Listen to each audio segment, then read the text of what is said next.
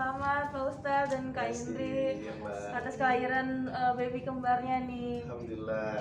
Mungkin bisa diceritakan nih pada saat proses melahirkannya seperti apa nih Pak Ustadz, Kak Indri? Iya, karena memang ini sesar pertama kali ya. Karena anak pertama kedua semua jalurnya normal. Yang nervous pertama itu istri. Karena dia baca-baca di artikel, di berita-berita tentang sesar plus minusnya itu kan ada. Sebenarnya aku berusaha untuk normal. Ya dokter Anggi ya. Karena kan kenapa mau normal? Aku pengen anak banyak. Kalau bisa sih tiap tahun lahir gitu ya. Maunya seperti itu. Tapi kan kalau sesar mesti berjarak. Saya bilang sama dokter, kemungkinan normal bisa nggak dok untuk bayi kembar? Bisa. Tapi dengan syarat dan ketentuan yang sudah ada. Jadi mendekati lahiran biasanya salah satu kepala bayi dari duanya itu yang satu sudah di bawah. Itu kemungkinan sangat bisa. Tapi hingga kontraksi menjelang hari lahiran itu masih kepalanya nggak di bawah. Ya, jadi terpaksa memang sesar. Ya saya harus ikuti saran dokter karena di sini tidak memaksa untuk sesar. Selama normal itu bisa akan terus diupayakan normal. Tapi memang sudah dialog sama dokter ini nggak bisa. Sementara kontraksinya terus terjadi. Ini harus cepat dikeluarkan. Alhamdulillah pas sudah operasi ya. Gimana perasaanmu seorang operasi? Nangis dulu di tempat ganti baju. Iya. Karena apa namanya? Mungkin karena terlalu banyak searching kali ya. Itu kekurangannya itu. Katanya kalau ibu mau melahirkan lagi hamil tuh jangan suka searching deh, nanti bakalan stres gitu. Ternyata ya benar juga gitu, karena nanti apa namanya akan berpengaruh sama kita mau menghadapi operasi gitu. Tapi menurut aku sih ya wajar aja ya, karena itu pengalaman baru. Biasanya lahiran normal, terus lahiran sesar yang perut harus dibelah 7 gitu kan. Ya pikiran pasti kacau. Tapi ada yang unik lah teman-teman. Biasanya kan masuk orang operasi itu dokternya diem. Memang pernah operasi? Biasanya kalau nonton di TV kan gitu diem. Tapi pas masuk ruang operasi kemarin, enggak ya dok, santai itu ngobrol biasa, cerita-cerita biasa, kayak nggak ada operasi gitu. Bentar dokter, gimana kemarin? Malah cerita dalam hati pribadi. Memang begini ngobrol ya di ruang operasi, kok nggak ada suasana tegang? Atau memang itu salah satu tips biar tidak menciptakan ketegangan pada kami? Karena dokter juga ngobrol biasa aja. Paling nanti Bu Indri santai ya, nggak sakit kok, paling seperti dikoncang-koncang aja, nah gitu kan. Jadi support itu yang betul-betul bikin istri lebih tenang. Lebih-lebih yang lebih menenangkan itu karena ada suaminya di sisinya gitu ya. Jadi saya harus cancel pekerjaan karena kemarin saya berada di Pulau Sebatik, pulau terpencil yang di Kaltara, harus 2 speedboat ke sana karena memang sudah emergency harus pulang. Saya mesti pulang. Tiba malam, besok paginya sudah masuk ruang operasi sesar. Ustaz bisa jelas nama dari baby dan ukuran berat badan mereka masing-masing apa? Kalau ukuran berat memang rata-rata bayi kami itu tidak seperti bayi kembar pada umumnya ya dok ya. Alhamdulillah. Dokter Anggi ini biasanya bayi kembar itu rata-rata kalau tidak prematur di bawah 3. Nah kita ini yang alif itu 3,3, yang ali 3,2. Jadi memang seperti 2 bayi normal yang berada di rahim istri. Kebayang gak sih dengan normal bayi yang betul-betul beratnya bagus? Jadi 2. baru 36 minggu. Kalau kita pertahankan sampai 30 Bisa lebih. Nah secara berat itu bagus ya dokter Anggi ya. Nah, jadi nggak masalah. Jadi secara berat masya Allah bagus. Kemudian nama memang jauh-jauh sebelumnya sudah dipersiapkan. Ada kejadian yang amazing. Makanya tidak ada yang bisa melawan kun fayakun Allah ya. Innama amruhu idza arada syai'an ay yaqula lahu kun fayakun. Sesuatu yang gaib itu harus melibatkan Allah.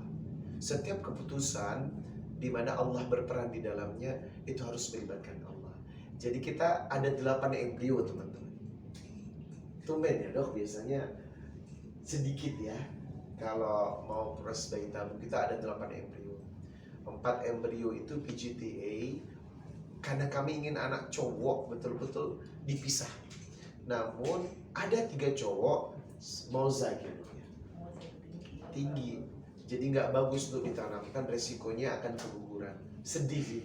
Yang berhasil cewek, cewek lagi, enggak deh, lagi dok, itu jangan ditanam dulu dari cewek, disimpan aja dulu buat tabungan kami berdua. Masih ada 4 lagi teman-teman. Terus 4 lagi gimana? PGTA? Enggak deh, enggak usah PGTA. Ketika dimasukkan ke dalam rahim, itu betul-betul kuasanya Allah. Karena memang proses itu sudah diceritakan oleh Al-Quran kan. Walaqad khalaqnal insana min sulalatin min tin.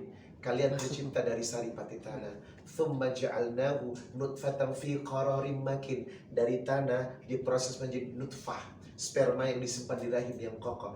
Fakhalaqnan nutfata 'alaqah. Dari sperma akan menjadi 'alaqah, segumpal darah. Fakhalaqnal 'alaqata mudghah. Dari segumpal darah menjadi segumpal daging. Fakhalaqnal mudghata idhama. Dari segumpal daging ditutup dengan tulang.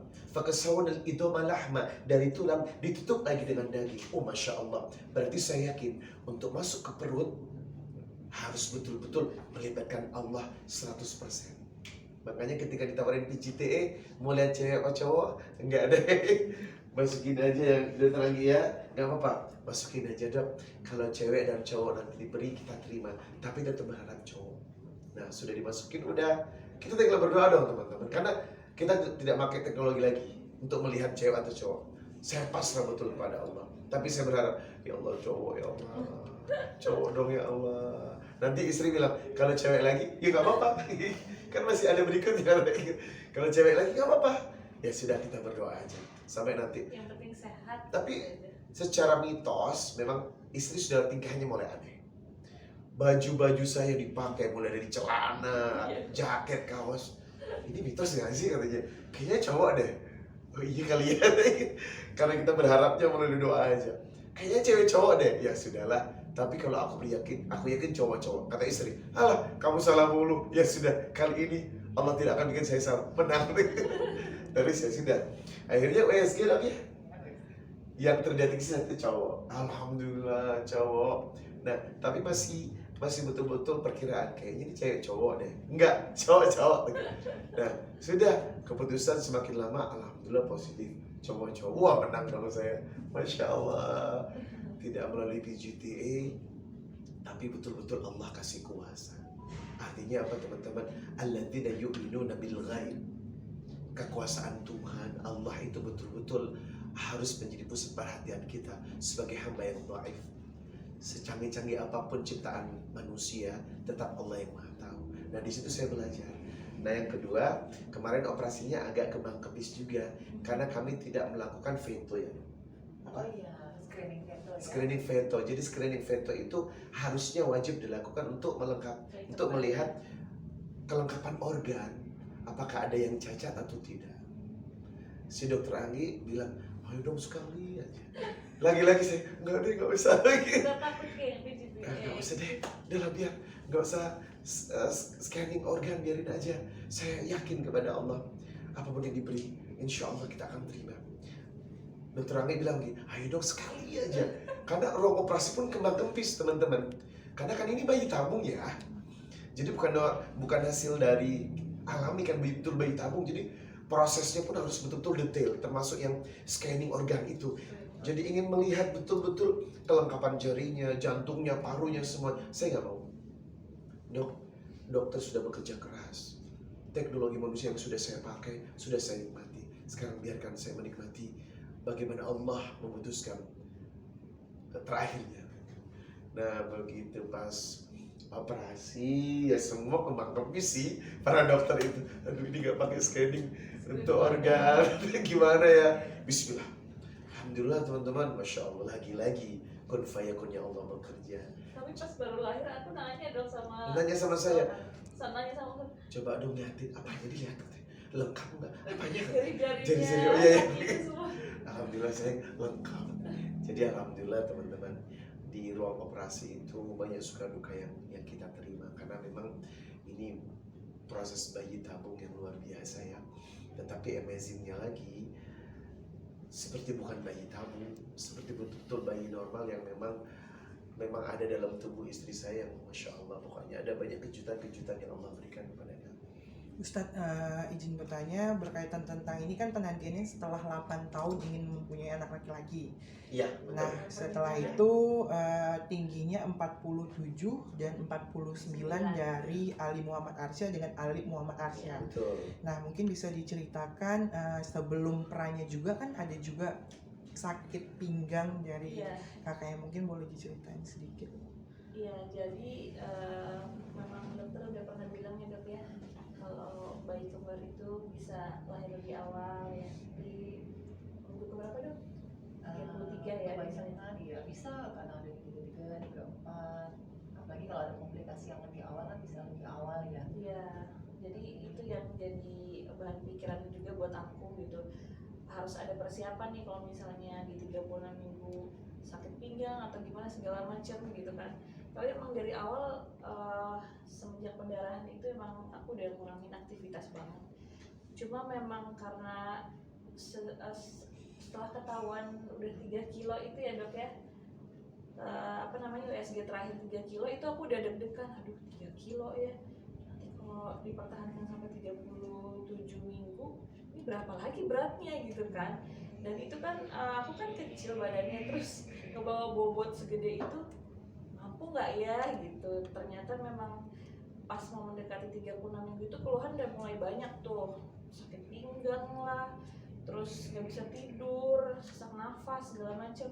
Tadinya mau berusaha buat dipertahanin dulu sampai HPL itu tanggal 27 Januari, tapi ternyata keluhannya nggak bisa ditahan gitu. Akhirnya dokter bilang, Bu Indri UGD aja deh. Ternyata pas UGD itu tadinya cuma mau kontrol, ternyata ditahan sama dokter Anggi. Aduh nggak bisa Bu Indri. Karena kontraksinya udah, diagramnya saya lihat ini Ustadz. Karena jadi kami betul-betul menahan Ibu Indri bukan karena apa. Jadi khawatir ada kepentingan yang nanti kepentingan rumah sakit yang berkaitan dengan kepentingan kami memaksa pasien, tidak. Jadi betul-betul detail dikasih tahu kurva dari kontraksinya itu terlalu sering. Nah kalau sudah seperti ini kasusnya harus cepat dilakukan karena takut ada apa-apa. Ternyata memang benar setelah dioperasi ada ketuban yang agak keruh, kurang bagus, agak keruh, makanya cepat diambil tindakan operasi. Kita tadi namanya dan arti nama yang diberikan tuh siapa aja belum jawab. Ya beliau ini yang mencari namanya sebenarnya, karena sudah keputusan cowok-cowok, pertama Ali dan Alia deh. Iya kan? Iya. Cowok-cowok, terus udah ini cowok-cowok ganti lagi Ali dan Alif. Tadinya Ali dan Akbar, Iya. kayaknya nggak cocok deh gitu, biar ada kesamaan sedikit. Inspirasi lah. pertama adalah tokoh dari Ali bin sepupu Abi Rasulullah dan menantu Rasulullah, Ali bin Abi Thalib karamallahu wajhah. Jadi beliau adalah sosok laki-laki yang setia kepada istri, penyabar, cerdas di luar biasa, taat dan berakhlak. Nah, inspirasi itulah yang diambil sama istri. Semoga menjadi anak laki-laki yang betul-betul taat, baik, berakhlak dan sayang kepada orang tuanya. Dan nama Nabi Muhammad harus ada masuk juga di situ. Betul. Jadi memang Rasulullah menyampaikan setiap ada anak laki, maka usahakan ada Muhammad di dalamnya sebagai penggambaran akhlak yang baik. Kalau arsyah itu yang tinggi, artinya arsy Allah tinggi, berarti diharapkan menjadi anak yang berbudi pekerti tinggi, berakhlak tinggi, taat tinggi, baiknya tinggi. Nah itu harapan kami karena itu adalah doa. Kan? Tapi aku ACC dulu sama suami, aku pengen namanya ini gimana Bi? Ya bagus. Aku suka. Nah gitu ceritanya Mbak. Jadi nama itu memang sudah dipersiapkan jauh hari sebelumnya. Alhamdulillah akhirnya terwujud, nama itu dipakai dan diambil keputusan bersama. 8 tahun tadi dok, setelah penantian akhirnya seperti apa? Wow, Masya Allah. Memang anak laki ini harapan saya. Artinya apa? Anak perempuan kan mesti dibawa suaminya kan. Sedangkan laki-laki itu hak ibunya. Bagaimanapun anak laki-laki akan bertanggung jawab kepada ibunya. Itulah istimewanya perempuan. Istimewa perempuan ketika menikah ditanggung oleh suaminya. Belum menikah ditanggung sama bapaknya, ya kan? ketika menjadi ibu ditanggung oleh anak-anaknya. Istimewa banget perempuan dalam Islam. Makanya saya butuh anak laki karena apa? Butuh klan, fam dari saya yang akan betul-betul menjaga ibunya. Karena saya sama ibu saya luar biasa. Saya betul-betul menjaga ibu saya dan saya ingin ada anak laki yang betul-betul bisa menjaga dia, melindungi dia, betul-betul maksimal memperlakukan dia seperti bidadari tak bersayap atau ratu tak bermahkota. Itu harapan saya. Makanya punya anak laki bukan tidak bersyukur. Ada sebagian informasi nggak bersyukur sudah punya banyak anak, sudah ada 2 anak masih aja pengen punya anak laki atau milih-milih, bukan. Tapi salah satu faktornya adalah saya ingin anak laki agar bisa menjaga ibunya. Dari keturunan saya dengan maksimal memuliakan ibunya. Itu yang 8 tahun penantian yang betul-betul menjadi harapan kami. Jujur memang anak pertama dulu pengen cowok. Sampai ada peristiwa sudah mau lahiran dok, saya panggil Yusuf, keluar dong Yusuf. Ini sudah disuntik. Padahal USG itu selalu perempuan. Oh, dokter ayo bilang. dong Yusuf. Ustaz ini perempuan bisa aja berubah laki. Dan gitu. Ada pemaksaan dari saya. Jadi pengen tapi perempuan. Yang kedua pun berharap laki. Tapi yang kedua sudah slow motion. Dah jangan terlalu ngebedeh nanti perempuan lagi. Ternyata benar perempuan lagi. Berarti punya anak perempuan jadi dibedakan. Enggak. Kasih sayangnya tetap sama. Sama. Cuma harapannya ada anak laki-laki lah gitu. Nah itu yang membuat betul-betul amazing. Artinya apa? Ketika kita mengharapkan anak laki yang tidak melalui teknologi PGTA, betul-betul pasrah kepada Allah, ya Rabb, anak laki ya Rabb, kasih ya Rabb. Betul-betul laki kembar dua-duanya. Dan itu anugerah dari Allah yang Allah ingin menunjukkan inilah kuasaku yang menandakan kepada engkau aku itu kuat dalam mengabulkan sebuah doa dan permintaan. Makanya buat teman-teman pejuang garis 2, Masya Allah, Masya Allah, Masya Allah, tidak akan ada doa yang tidak dikabulkan. Teruslah berusaha dan lain sebagainya. Dan yang paling istimewa ini Dr. Anggi, saya baru menemukan Dr. Kaidia nih hospitality banget, sabar menghadiri kami yang awam tentang bayi tabung. Betul-betul detail, pelan tapi pas. Jadi itu yang bikin kami sampai sekarang, karena kami masih ada stok 3 embrio lagi, insya Allah lah. Lihat anak lucu-lucu kayak gitu. Masih akan lanjutkan perjuangan di dok ya. Nanti dulu ya dok ya. Jangan dulu kan ya dok. Ustaz, Ya. sedikit penantian 8 tahun itu kenapa jaraknya terlalu jauh gitu dengan anak yang 1 dan 2? Sebenarnya yang kedua, kenapa mengambil tindakan bayi tabung gitu? Oke. Sebenarnya jaraknya bagus ya. Karena dari anak pertama ke anak kedua 3 tahun setengah. 4 tahun lah total ya. Nah, anak yang kedua dan yang sekarang ini juga 4 tahun. Jadi jaraknya sudah antara 4 tahun 4 tahun. Dilihatnya memang itu bagus ya dok ya. Jarak 4 tahun 4 tahun 4 tahun. Secara medis, secara jejak medis itu bagus. Jadi memang sebenarnya Mbak aku nggak mau 2 tahun 3 tahun. Tiap tahun. Tanya sama istri, tiap tahun hamil dong katanya. Tapi usaha kita nggak dikabulkan, maunya tiap tahun. Jadi mesti berjarak. Dan uniknya lagi jaraknya mesti 4 tahun begitu. Nah itu yang Yang ngatur ya. Nah. Padahal nggak KB itu. enggak. Jadi memang 4 tahun, 4 tahun, 4 tahun. Oh bagus gitu deh. Nah yang kedua tadi, kenapa harus bayi tabung gitu ya. Jadi memang bukan kami tidak yakin kalau akan diberikan anak laki, tetapi antum a'lamu dunyakum. Dalam satu hadis dijelaskan engkau tahu tentang dunia. Maka selama manusia memang tahu tentang dunia, gunakan ilmunya untuk menciptakan kehidupan dan untuk menciptakan kebaikan. Bayi tabung itu secara fatwa dunia boleh, asalkan dari sel telur dan sperma yang resmi dari hasil pernikahan. Nah itu. Nah bayi tabung juga merupakan salah satu ikhtiar teman-teman yang tidak dilarang. Karena apa? Nabi sudah berkata, antum a'lamu dunyakum. Engkau lebih tahu tentang urusan dunia. Nah selama teknologi itu bisa berkembang dan baik untuk manusia dan bisa membantu manusia yang ketika kesulitan itu maka boleh digunakan. Nah kami memang tidak bermasalah ya dok ya.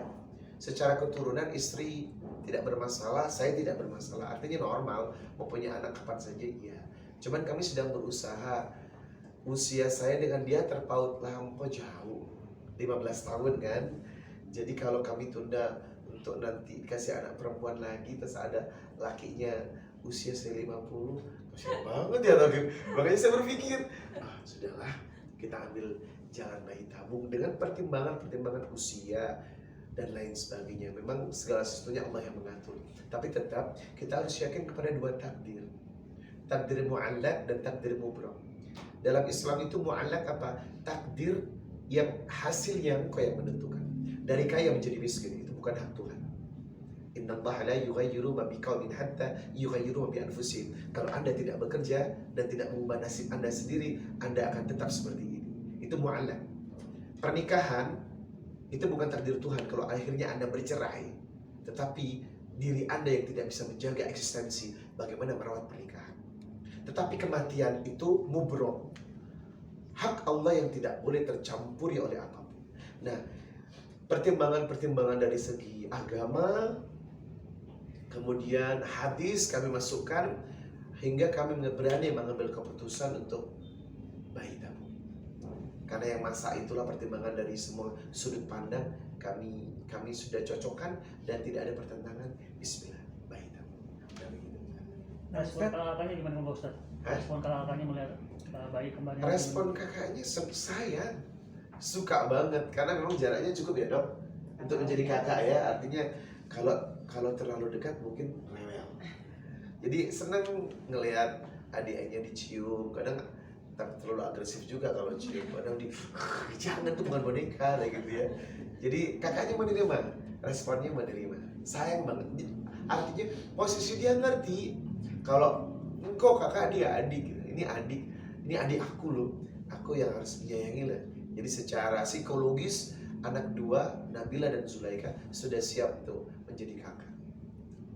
Mungkin untuk persiapan persiapan baby cowok ini nih lebih itu nggak sih Kak, lebih repot nggak sih ini waktu persiapan menyiapkan kayak perintilan barang-barangnya kayak gitu kan berbeda dengan anak perempuan. Mungkin seperti apa sih Kak? Iya. Kalau yang anak laki-laki ini emang lebih dominan aku sih. Lebih repot emang. Lebih repot. Belanjanya lebih repot, uangnya lebih repot. Tadi yang suami bilang jangan terlalu terburu-buru lah kamu katanya. Tapi aku bilang daripada nanti mendekati, kan kita nggak tahu kan lahiran bayi kembar itu 4 bulan ya? Iya, dari 4 Pas bulan itu jauh semua. searching karena kan bayi kembar itu kita harus persiapkan double semuanya, bajunya segala macemnya, Termasuk desain kamarnya. desain kamar gitu. Aku pengen ada nuansa baru aja. Kalau sebelumnya kan anak perempuan ya udah ada 2 anak perempuan nih, kalau anak laki-laki itu kayak gimana sih, pengen membangun suasananya dulu gitu, ternyata seru ya gitu, dekor-dekor kamar sembari menunggu berjalannya waktu sampai persalinan gitu. Jadi ya itu sih seru. Kayak Dokter ini kan Ustaz kan menyimpan embrio di rumah sakit yang masih ada 3 gitu. Ada expired ataupun dari segi higienisnya itu sendiri seperti apa sih kalau bayi tabung masih dan disimpan itu prosesnya seperti apa dok? Jadi selama belum ada keputusan memang akan terus disimpan, itu bisa bertahun-tahun. Tempat kami di pusat, jadi sambil di sini kan juga Bu Ide baru melahirkan, tentu kan embrionya masih sedang dipikirkan, ada kemungkinan ditanam lagi ya Pak Ustadz. Ya selama belum ada keputusan akan tetap disimpan dan kondisinya baik selama ini. Nggak ada expired itu. Bertahun-tahun kurang lebih setahu saya sampai kurang lebih 7 tahun. 7 tahun mbak. Mungkin di tiap center bisa berbeda ya. Nah mungkin Ustadz, ini kan 2 cewek 2 cowok ya, betul ya, 2 pasang jadinya. Nah itu untuk perawatannya sendiri menggunakan babysitter kah atau seperti apa? Kalau aku dari anak pertama itu ngurusin sendiri ya, anak pertama kedua mulai dari lahir itu mandiin semua sendiri gitu. Nah baru yang anak kembar ini yang memang aku minta tolong sama suami untuk ada yang bantu ya, bukan mengasuh gitu, membantu untuk menjaga yang kakaknya yang masih toddler itu yang nomor 2, sama yang bantu aku untuk ngasuh si kembar ini gitu kan. Jangan sampai akunya jet lag, jadi aku nggak bisa ngasuh yang anak 2 ini gitu kan. Jadi tetap mereka hanya membantu aja. Ini komitmen kami berdua. Al-ummu al-madrasatul ula. Sekolah pertama itu adalah ibu. Ibu itu mengeluarkan 5 air yang dikorbankan untuk keluarganya, terutama untuk anaknya. Yang pertama adalah air ketuban, yang kedua itu adalah air darah, yang ketiga itu adalah air susu, yang keempat itu adalah air keringat, yang kelima itu adalah air mata. Jadi rasakan kelima air ini yang harus memang dinikmati oleh seorang wanita untuk menjadi seorang ibu. Pola asuh saya tidak akan izinkan untuk orang lain. Permata saja, intan berlian, kamu simpan di tempat yang khusus dan tidak dititipkan kepada orang lain. Anak lebih dari itu. Jadi dari awal komitmen saya tidak akan pola asuh diserahkan kepada babysitter. Nah, sekarang ada babysitter tapi bukan mengasuh ya, membantu. Artinya kerepotan-kerepotan yang ketika di handle tidak bisa sendiri akan dibantu. Tapi kalau untuk pola asuh enggak banget dan enggak mau saya. Karena apa? Dia seorang ibu. Seorang ibu harus merasakan bagaimana membesarkan anaknya. Inilah yang membuat dirimu berharga di hadapan Allah. Ada perjuangan dalam membesarkan anak. Makanya ini yang saya tanamkan dari awal. Jangan manja. Anak lahir mandiin sendiri. Mandiin sendiri. Suapin sendiri. Bikin ramuan sendiri. Bukan kasihan lah istrinya. Bukan. Loh, aku kasihan, aku bantu. Begadang bergantian sayangnya. Saya pulang ceramah kamu bergadang. Tetapi untuk menjadi seorang ibu kamu harus bisa, karena perjuangan itulah yang kamu harus dirasakan setiap wanita. Mungkin amalan Ustadz, netizen ada yang nanyain untuk biar dapet cowok itu seperti apa terakhir? Iya, saya sudah kasih tahu ya, miracle. Ada banyak keajaiban yang betul-betul tidak bisa tersentuh oleh aspek logika. Maka Allah ini luar biasa, teman-teman. Sebenarnya ada salah satu doa yang dikabarkan oleh Nabi Zakaria, yang dimana istrinya itu divonis mandul, artinya udah nggak bisa. Hunalika da'a Zakaria rabbah, qala rabbi habli min ladunka dzurriyyatan thayyibah innaka sami'ud du'a. Nah, doa itu kalau diamalkan it work, bekerja. Karena kami pernah pendarahan gitu. Oh iya. Baru embrio transfer ini keluar darah. Aduh, ya Itu Allah. setelah 2 weeks wait itu ya dok ya? Iya. Di bulan Biasanya keberapa? setelah 2 minggu itu penentuan, teman-teman. Ini berhasil atau tidak, itu pendarahan. Aduh, dia udah stres di mobil. Udah nggak jadi nih. Jangan bilang itu dulu. Ini udah keluar basah semua, gimana? Saya pegang tangannya, saya baca doa itu. Hunalika da'a Zakaria rabbah, qala rabbi habli min ladunka dzurriyyatan thayyibah innaka sami'ud du'a. Saya tawassul bil amal ya Rabb. Aku pernah menyelamatkan 2 orang anak bayi dalam kehidupan yang aku biayai. Sekarang aku bertawassul dengan amalku, tolong selamatkan anakku juga nih ya Rabb. Ini perjuangan yang tidak mudah ya Allah, di luar kemampuan dan logika kami. Begitu dokter juga panik. Aduh, gimana nih Bu Indri? Karena emang itu siklusnya sudah 2 minggu, transfer embrio penentuannya di situ. Kita kemari cek USG, alhamdulillah detak jantungnya masih. Sekali lagi, memang keajaiban Allah itu luar biasa, kekuasaannya yang ingin tunjukkan kepada kita. Dari situ saya belajar kalau ternyata Anda boleh berikhtiar dengan segala macam teknologi dan kekuatan, tapi ingat, ada kuasa Allah yang punya rencana yang lebih hebat dari segala-galanya. Itu saya tanamkan dengan istri. Dan satu lagi, tetap berbaik sangka kepada Allah. Itu akan membuat semua akan berjalan baik.